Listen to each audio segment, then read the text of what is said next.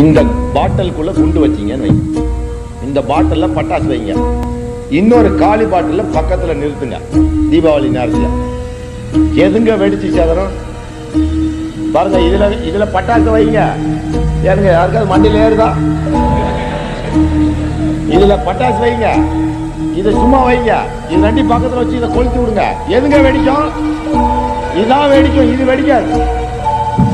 புரியுதா?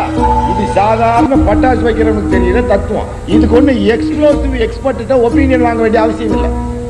ராஜீவ் காந்தி உடம்புல இருந்த குண்டு வெடிச்சு 24 பேர் சாவுக்கு காரணமாச்ச ஒழிய தனு உடம்புல குண்டு இருந்தா தனு துண்டு துண்டா போயிருப்பான். இது கோர்ட்டுக்கு வந்தா அவன் தப்பா டான்ஸ் ஆடிடும்.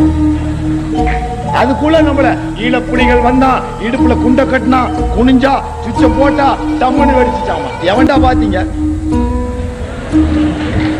எல்லா பயிலும் டிவியில முதல் நாளே உளறிட்டீங்க.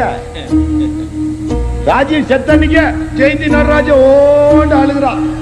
தம்முனு சத்தம் கடிச்சு அண்ணாந்து பார்த்தாலாமா, கருப்பு போக தெரிஞ்சான். மரகதன் சந்திரசேகரன் தம்முனு வெடிச்சு அண்ணாந்து பார்த்தாலாமா, மேல கருப்பு போக.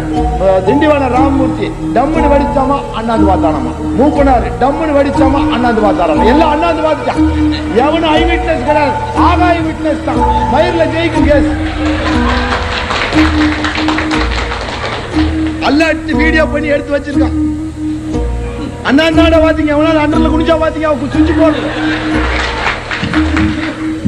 கிராஸ் எக்ஸாம்ல காலி ஆயிடும்.